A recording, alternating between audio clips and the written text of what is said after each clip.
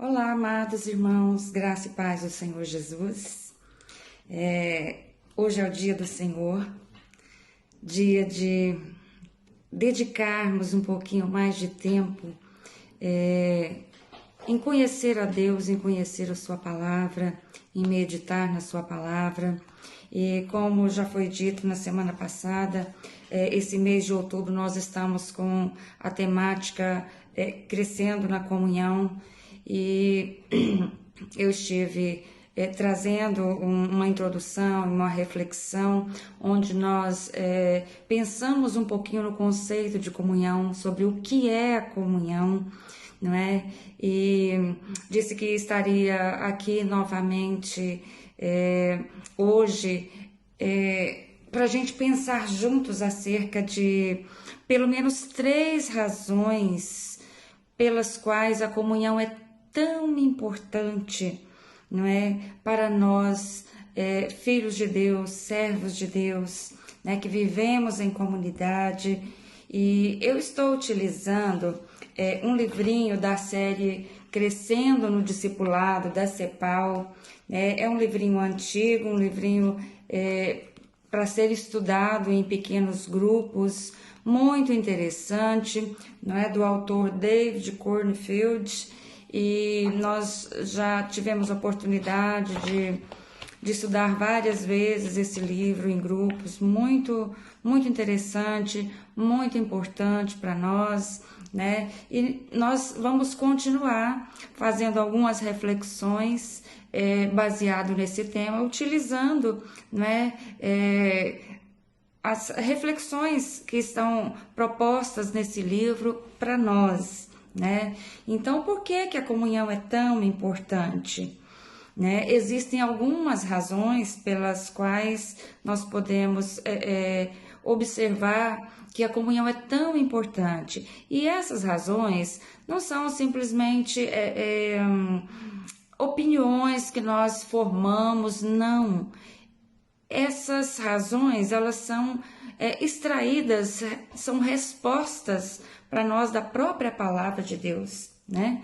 Nós podemos ver no Evangelho na carta de João, de 1 João, no capítulo 1, no versículo 7, ali o apóstolo João diz assim para nós, se andarmos na luz, como ele, Jesus, está na luz, nós mantemos comunhão uns com os outros, e o sangue de Jesus nos purifica de todo pecado.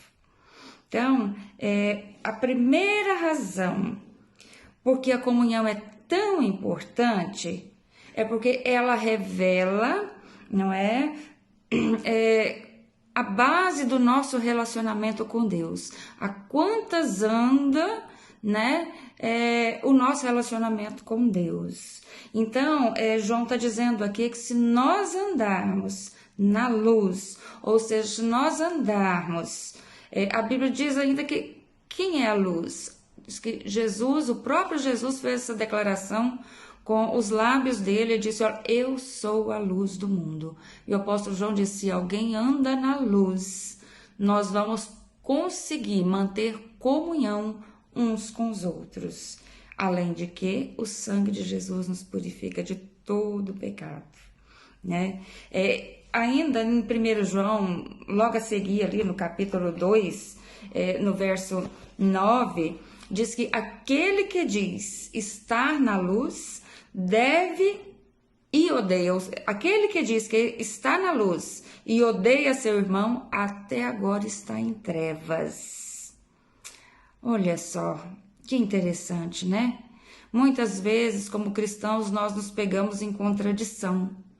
Nós fazemos uma confissão com os nossos lábios, nós olhamos para nós e julgamos que nós estamos andando na luz direitinho, e de repente a gente se contradiz quando a gente olha para dentro de nós e diz, puxa vida, aquele irmão ali não dá para engolir não, aquele irmão ali não desce, aquele irmão ali, e aí a gente começa a achar justificativas, né, baseada aí aos nossos olhos, aí nas nossas opiniões, mas o fato é que a palavra diz que se eu digo que estou na luz, mas odeio um irmão, odeio alguém da comunidade, odeio alguém da minha família, odeio qualquer semelhante que seja, diz que até agora está em trevas, ou seja, até agora não conhece Jesus, até agora não conhece, não pratica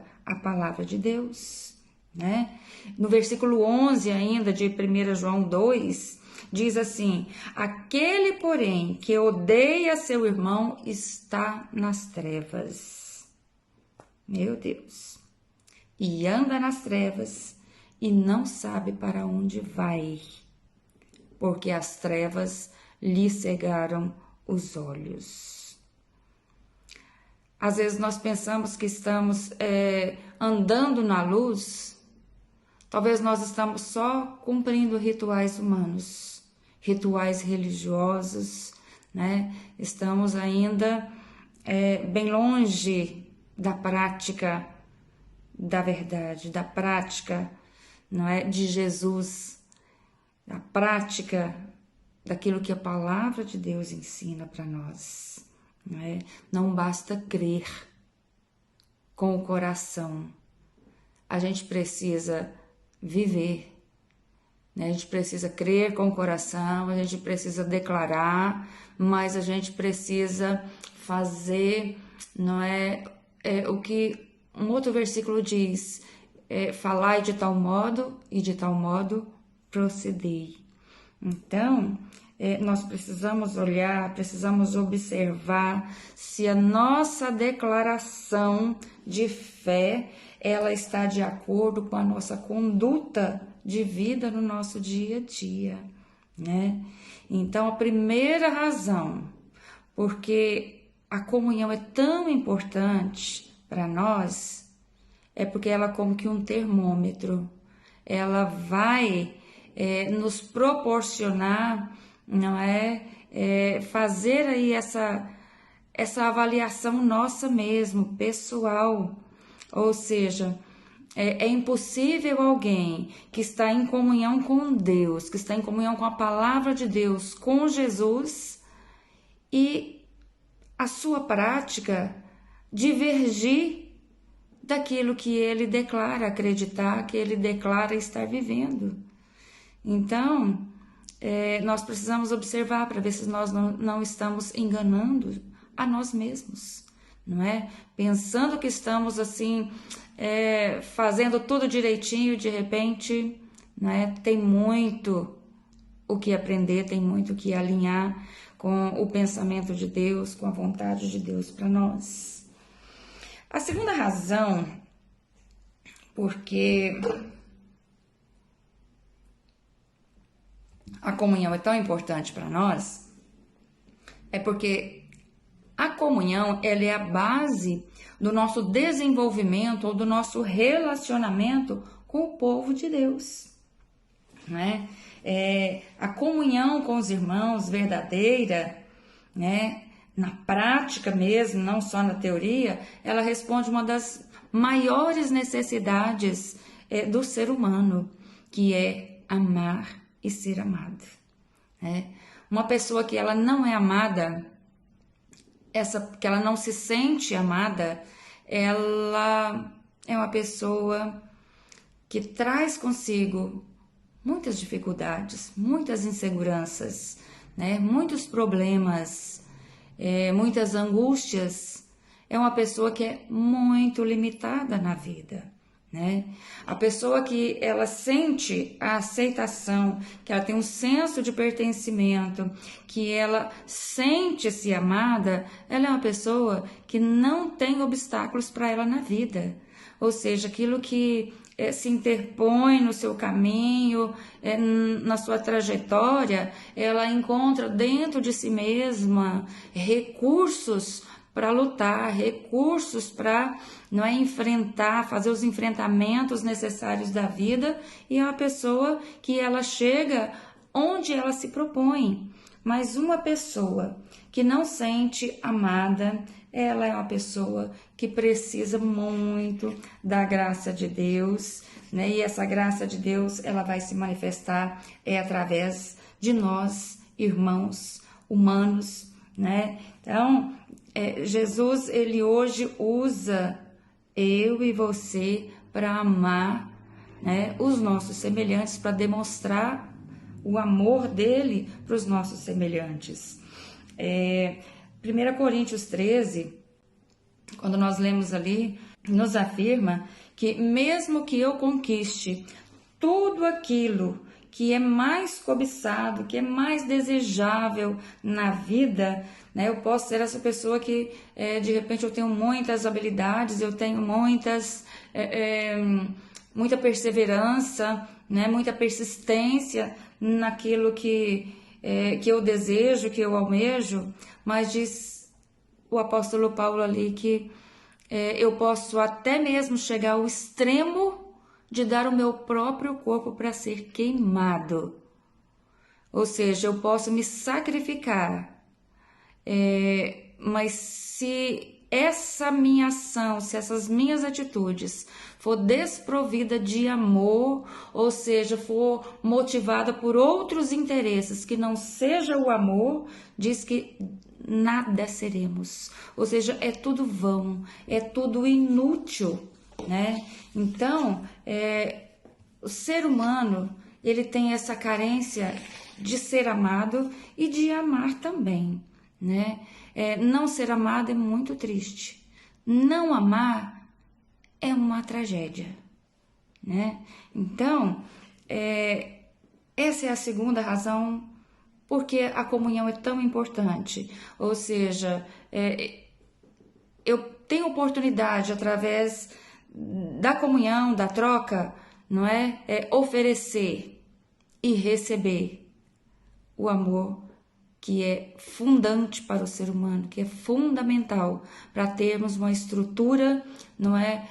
Mental, emocional, psíquica, saudável, que vai, né, nos ajudar a seguir para frente, a prosseguir e a perseguir os nossos alvos e os nossos objetivos. E quando chegar no final, a gente ter os resultados que a gente deseja. Já pensou? Já viu o ditado que diz assim, nadou e morreu na praia? É mais ou menos assim o que o apóstolo Paulo disse, olha, que tudo que a gente faz, que é desprovido, não é de amor, que não tem como base, como fundamento o amor, é como nadar e morrer na praia, ou seja, no final, nada vai adiantar, né? Então, essa é a segunda razão pela qual a comunhão é tão importante, que ela nos proporciona a oportunidade de dar e receber amor uns para com os outros. A terceira razão por que a comunhão é tão importante é porque ela é a base do nosso amor ao mundo sem Jesus, né? No Evangelho de João, no capítulo 13, no versículo 35, João escreve assim, ele relata as palavras de Jesus quando diz, nisto conhecerão todos os que sois meus discípulos, se tiverdes amor uns para com os outros. Comunhão sem amor nem pode ser chamada de comunhão.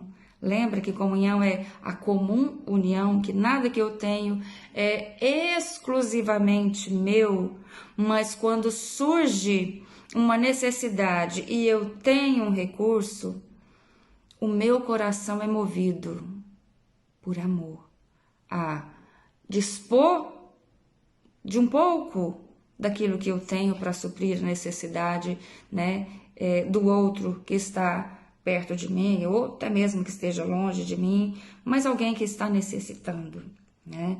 E é muito interessante que quando isso é movido pelo amor, você tem tanto prazer em dar e tanto prazer em ver a alegria do outro receber, que você se sente nutrido, você se sente realizado em poder dar. E é aí onde se concretiza aquela palavra do apóstolo Paulo quando diz assim: mais bem-aventurada coisa é dar do que receber. Porque se você está dando, é porque você está numa condição melhor que o outro.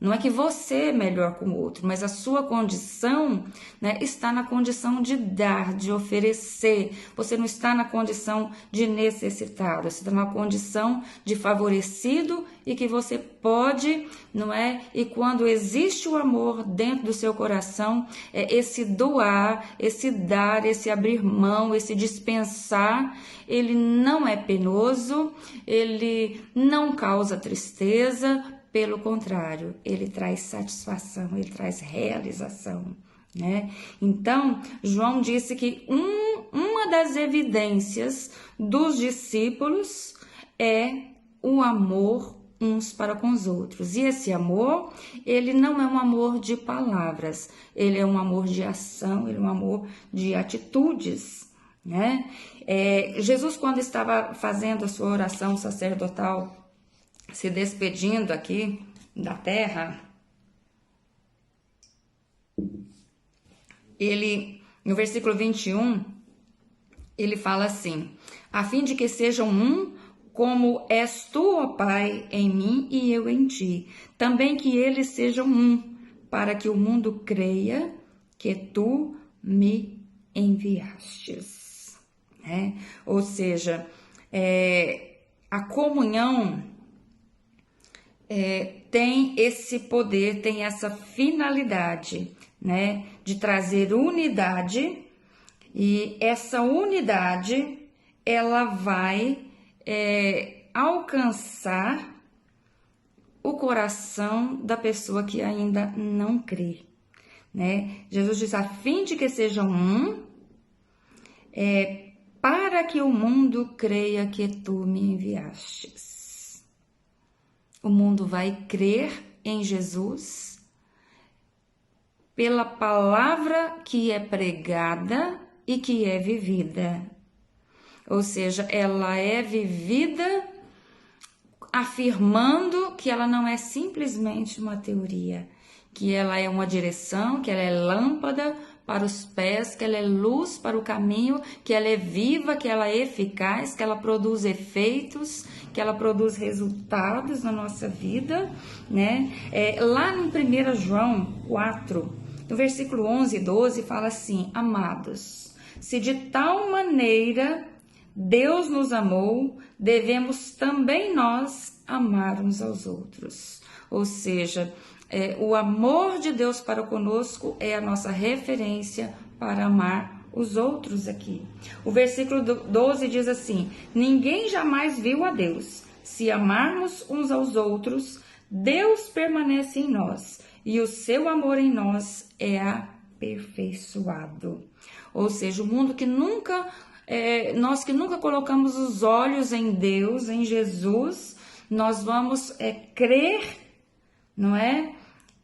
Que Deus permanece em nós e se o seu amor está em nós, e então esse amor vai ser em nós aperfeiçoado e isso vai gerar fé na vida das pessoas. Então, eu e você andando na luz, ou seja, em comunhão com Deus, em comunhão uns com os outros, isso vai refletir no mundo em trevas a luz de Jesus. E assim nós estaremos cumprindo com a grande comissão. Quando Jesus disse: ide por todo mundo, pregai o evangelho a toda criatura, quem crer e for batizado será salvo. E esse crer, ele é facilitado quando o que se faz não é seguido da prática, ou seja, aliás, ao contrário, quando o que se diz é seguido da prática. Então, falar de tal maneira proceder. E nós estaremos provendo, uma das maiores necessidades do ser humano, que é amar e ser amado. Então, na semana que vem nós estaremos aqui meditando mais um pouquinho, nós vamos estar Então, pensando na seguinte pergunta, né, o que é que nós podemos fazer para melhorar a nossa comunhão? Enquanto isso, vai pensando, vai orando, né, vai se colocando à disposição de Deus para ser, não é, esse instrumento de Deus para suprir a maior necessidade do ser humano, que é amar e ser amado. Então, a terceira razão porque a comunhão é tão importante é porque ela é a base do nosso amor ao mundo sem Jesus. Nós só conseguimos amar aqueles que não têm Jesus porque o Espírito Santo está em nós e Ele quer amar o mundo através de nós. Deus abençoa a sua vida, Deus ministra ao seu coração, te encha do Espírito Santo e te dê essa experiência maravilhosa, não só de receber o amor de Deus e o amor do outro, mas de ser um condutor do amor de Deus àquele que está precisando. Um abraço, Deus abençoa a sua vida, uma semana abençoada em nome de Jesus.